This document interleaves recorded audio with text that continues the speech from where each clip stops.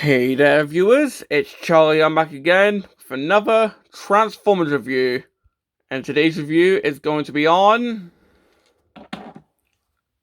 Studio Series Wheeljack.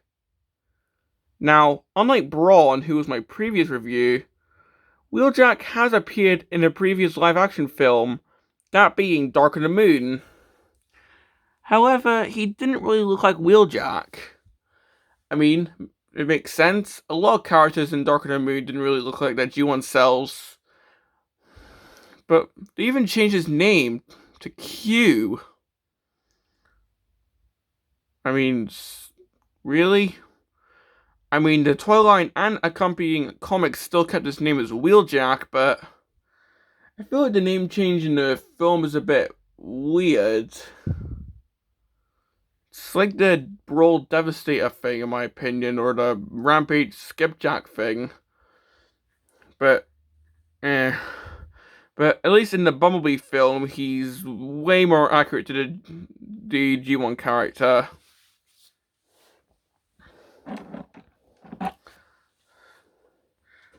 But, well, tangent over, taking a look at the packaging.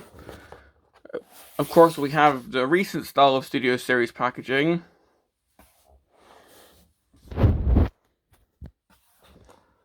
So we've got Wheeljack here. Got a close-up of his face, complete with the little side ears that do light up when he talks, just like in the G1 series. Got a picture of the robot mode. Got him in both modes. Got a little description of what he does in the film. Backdrop included.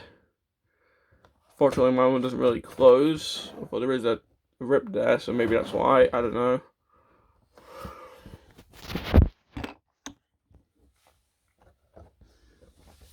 And well, for the backdrop,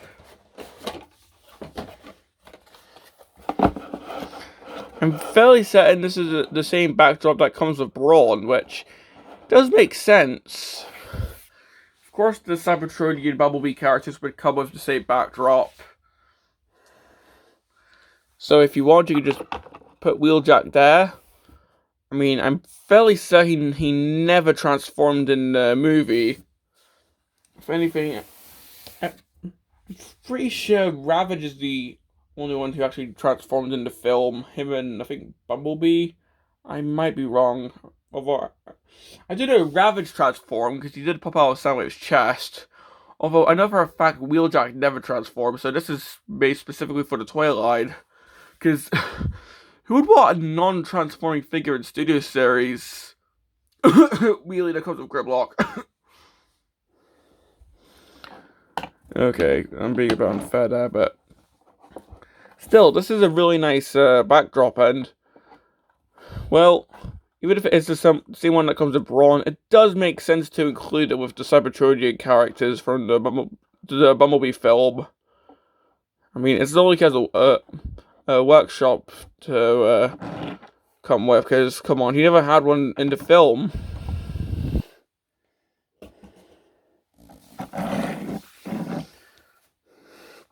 So, taking a look at the car mode, well, in fact, G1 Wheeljack was one of the few characters in G1 to have a Cybertronian alternate mode. And, well, he was a Cybertronian transport van. Whereas with this Wheeljack, even though this is a Cybertronian alt mode, it's not a Cybertronian van. It's instead a Cybertronian version of his car mode. Well, G1's Wheeljack's car mode. I mean, do I mind that it's not a van? Well, a Cybertronian van? No, but do I wish that we had an Origins Wheeljack figure? Kinda. But this is still a really nice looking figure.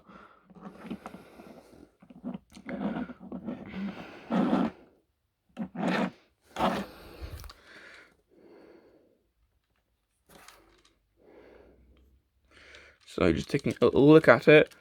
Once again, we've got an alien looking car. Because of course this was Cybertronian. I mean, of course, we're not gonna have a freaking Lancia in space, are we? So, of course, we don't have all the Alitalia markings. Well, even then, they can't do that because of licensing, but we don't have any racing numbers like the Earthrise figure does. So, we don't really have that much of a spoiler here. I mean, I guess this could be considered a spoiler, maybe.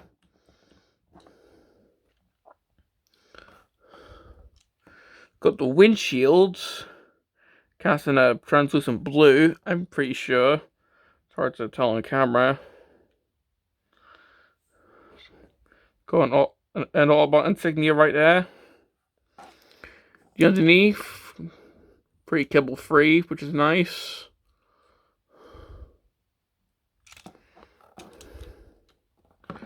So yeah. And for accessories, you get this gun.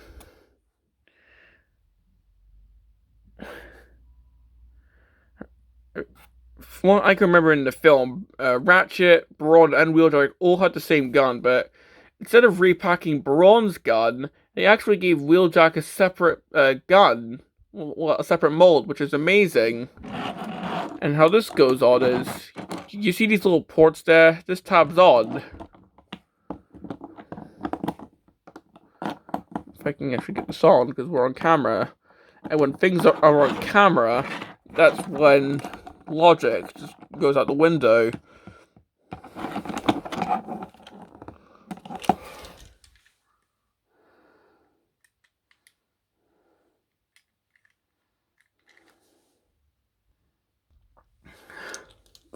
Okay, there we go. Spoiler was in the way. But yeah, gun just tabs on, like so. And now the car is just ready for battle.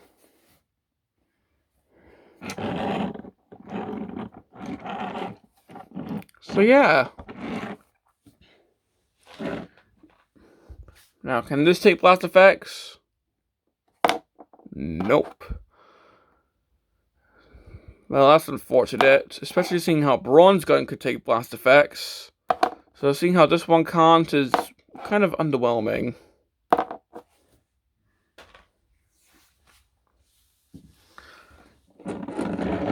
But well, moving on to the comparison, here he is with G1 Wheeljack, or well, the Earthrise or Kingdom figure, if you will. And you can definitely see how these guys look next to each other. I mean, for one, the Earthrise figure is longer.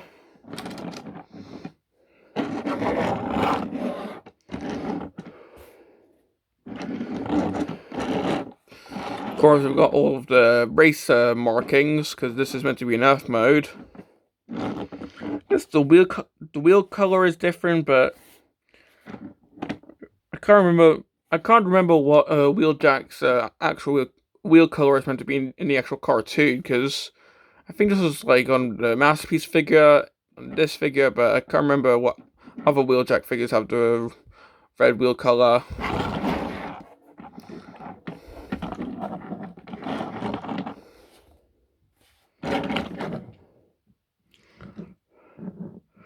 Personally, I think the Studio Series figure's got a bit more to it when it comes to the detailing. Well, like sculpted detailing, not tampograph detailing. I mean, it is shorter, but seeing how this is a Cybertronian vehicle, you can definitely see some interesting things.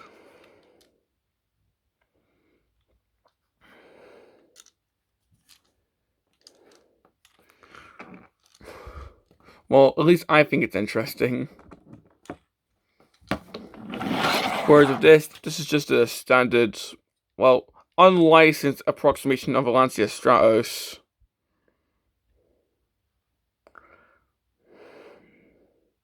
I mean, it does have the fascinating markings there, but aside from that, it's just a standard car. Whereas with this is a freaking Cybertronian vehicle, which is cool. But well, that's pretty much it for the vehicle mode.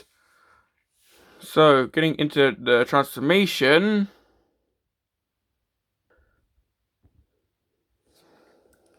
So, to start, we're just going to lift up the windshield. Try and get the arms out if I can. This is one of those transformations where I sometimes forget how it works. Yeah, just get the arms out. Untap them. Untap the front of the car. Get these out because these are going to be the feet. Get the head section out. Get the wheels out of the way.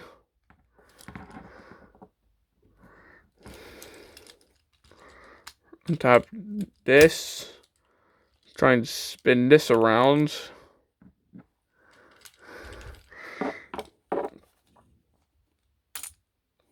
Be careful not to pop these off because they're just on a simple C-clamp. Well, not the Predacon, but a C-clip.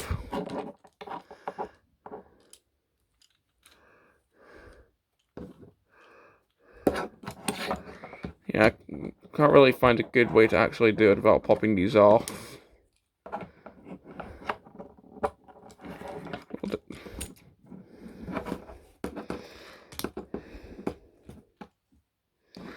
I'm just worried in case I accidentally break it.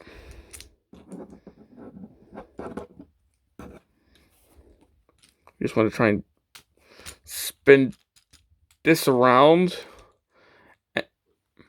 And if the wheel is out the way enough and not off the clip, it's going to go into this port here, like so. Then just take this, spin this around,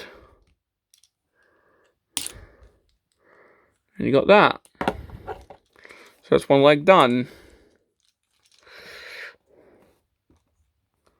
So, second verse, same as the first. Spin this around. Pray that this is not going to come off.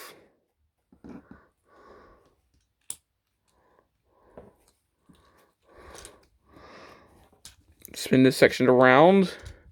There you go. Got another leg. Spin this around. Push this section in. Get this out the way. Because then you can just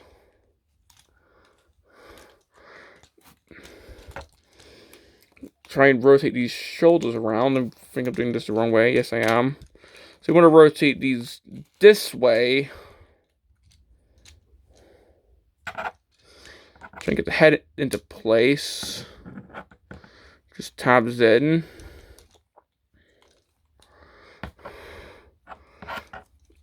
Get the chest in.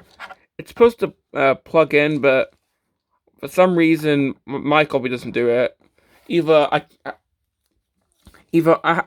I haven't transformed it correctly, I don't know, or it's just a QC issue probably.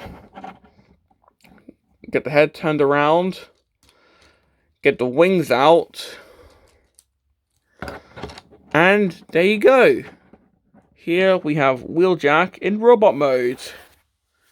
And well, it can be a finicky transformation. Once you get it figured out, it's definitely kind of enjoyable. I still prefer Bronze transformation, but this is still really cool.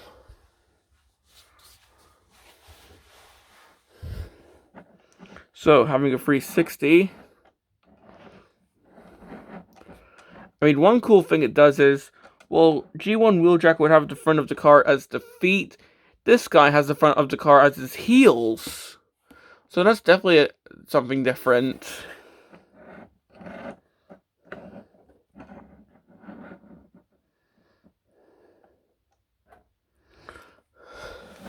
Now having a look at the head. Unlike that creepy face that Dark of the Moon Wheeljack had, this is just straight up live action version of G1 Wheeljack's face, complete with the light up ears, which is amazing. However, you know what isn't amazing? Seriously. It was like this out of the box. I mean, I guess it's cool that I've got a Wheeljack with built-in kicking action, but come on. Now, granted, this could also be a QC issue. I haven't heard of I haven't had other people complain about this, so I'm fairly certain this is just my copy, but come on, it still really sucks. Now, it still stands up really well, but, well, I can't just push it over a bit. It still sucks when posing. In fact, when it's trying to stand up to figure to, like, move it about, it's really annoying.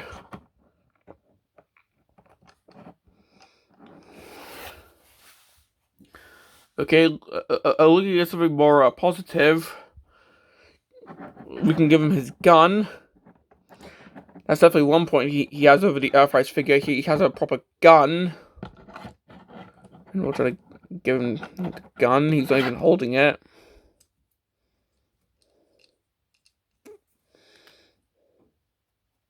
There we go. So yeah, unlike the Earthrise figure, he has a proper gun compared to a suitcase with a missile on it. I mean, sure, I have noted that it doesn't take blast effects. But he still has them on the feet, so if you want Wheeljack to have some kind of crazy laser feet invention, then go crazy.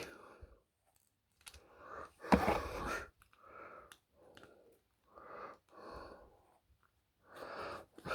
can even plug this in. There we go.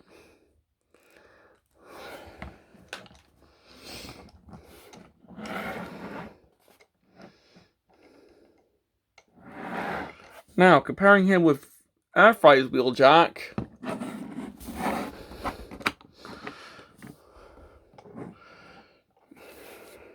I mean, seriously, there is no competition. This guy is way more streamlined compared to the Minecraft look of this guy. I mean, this guy's just all squares and rectangles. This guy is nice and streamlined and all. This guy seriously looks really nice. I mean, don't get me wrong, I do like this guy, but I think I kind of like this guy a bit more.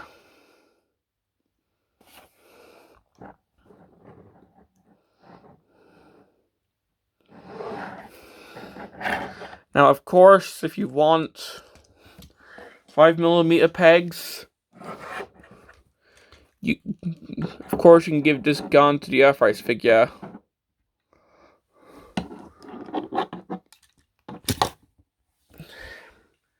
If the handles stop rotating 24/7. But it can be managed, so if you want this guy to hold the Studio Series gun, then go ahead. At the cost of him straight up punching you, because that's what happened when I was trying to get him to hold this.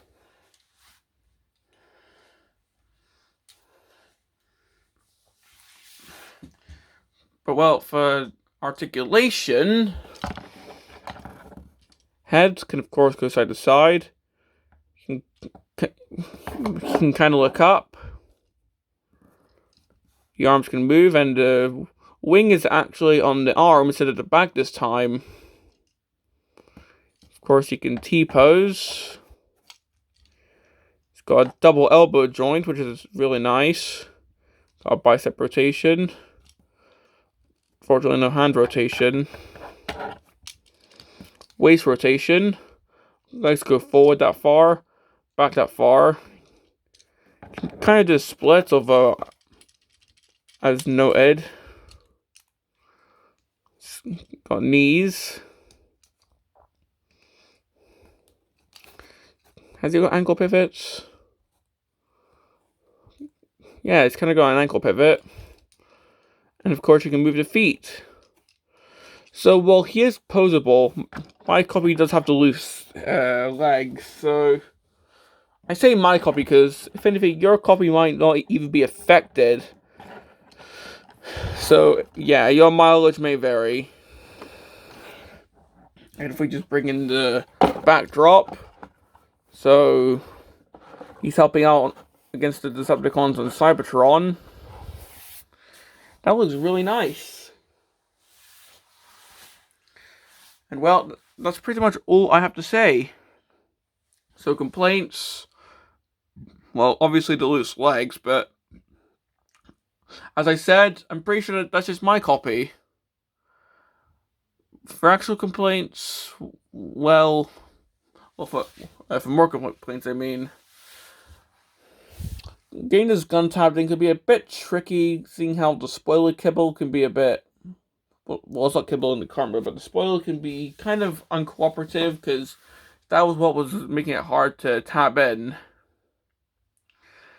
Also, the wheels can come off really easily when you're trying to spin these around for the transformation, and that makes it my least favorite part of the transformation.